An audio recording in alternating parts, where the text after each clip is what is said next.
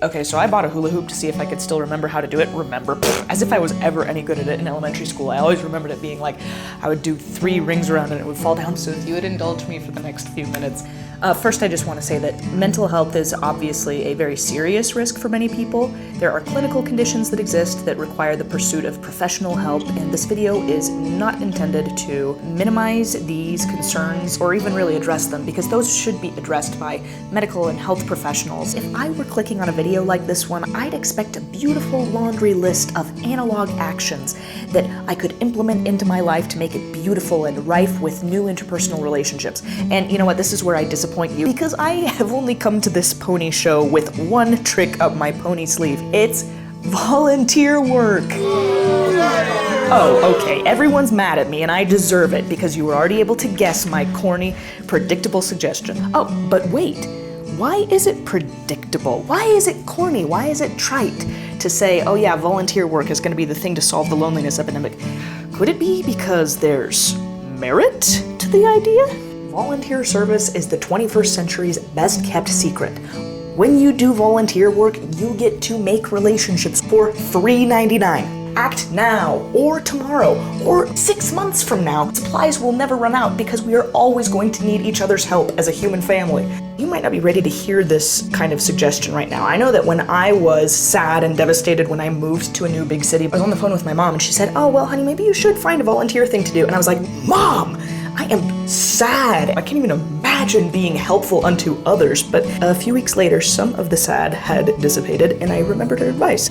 Even if you're not ready to imagine yourself volunteering, you are exactly who someone needs right now. First, you can do a volunteer job that is based around your interests, which is not only a great way to meet like-minded people, but it's also just a way to edify yourself while also edifying others. There's this beautiful story online of like this guy, he went on like a sad, lonely guy to compassionate shrimp caretaker pipeline. Does this sound familiar to I'm gonna pull it up. I'll get receipts. I'm getting receipts. Here come the receipts.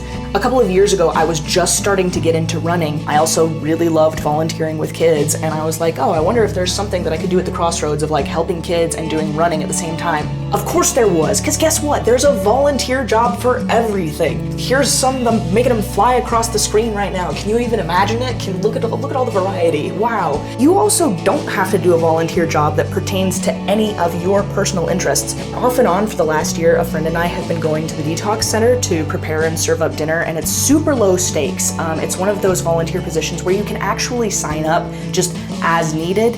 I did not have any super close relation to people who have been through addiction to get to be around the residents, but also the volunteers. Sometimes the volunteers are people who have gone through recovery themselves, and it is such valuable life experience for me to get to hear about and learn from, because they're unique from my own experiences, you know? I do want to make a note of the fact that sometimes you can be a little bit apprehensive of giving yourself over to a volunteer commitment because you're like, oh no, it'll be too much of a commitment.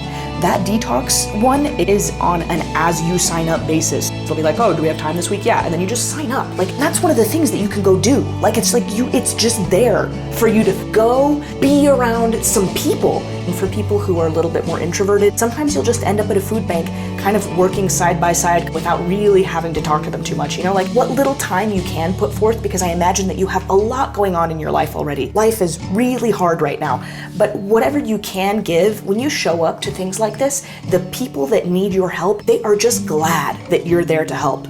I don't know if you've ever heard of the term satellite friends. My mom uses this term, and I don't know if she coined it or came up with it. I'm gonna go ahead and chalk it up to Nancy. Basically, the idea is like when you're a kid, it's like you're thrown into so many different social circumstances that you get these satellite friend groups, meaning they're not your ride or dies, but they bring a variety and kind of a beauty to your social solar system. And volunteer jobs are the perfect place for this. Even if you don't meet your social soulmates here, you're making this conscious effort to expand your social sphere, and that is really good for the old brain. Like, just think, someone probably needs you to come be their cool, young, low-pressure, see them once every 2 weeks friend. How awesome is that? Sometimes your city will actually provide lists of community service opportunities that are near you. You can find different things on Facebook groups. One of the websites that I haunt the most is this one called Just Serve, which is this constantly updating, location-based database that's just full of all of these opportunities. I I do think it's important to mention, you might be somebody who lives with a chronic illness or disability. You might be a full-time caretaker. You might have other extenuating circumstances which might make it seem like you're going to be benched for this one. But my helpful little Sailor Moon in training, there are opportunities where you don't even have to leave your house. One of the things that I was just looking into a couple of weeks ago, you can be a pen pal for somebody who's incarcerated. There are all kinds of wonderful things. If you want to be inspired and have a good cry, you should watch The Quilters. It's a Netflix documentary about people who are in a max security facility who make birthday quilts for kids who are in foster care. You are needed. You are helpful. I want you to believe that. Somebody needs you specifically. I want to wrap up this video by saying a huge thanks to my dad and to my mom, who've always set this great example in their lifelong dedication to service and volunteer work. I'd also like to shout out my baby sister, who's putting her whole life on hold to be in a full-time volunteer position halfway across the world right now. And a little shout out to my little brother, of course, whose joy just generally motivates and inspires me to do better and be better. What are we gonna remember? You are special. You need people. People need you. Are you excited? Oh, here I come. Hey, anything that you want to say to people?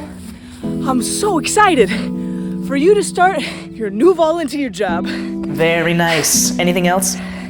Have fun out there. Sweet.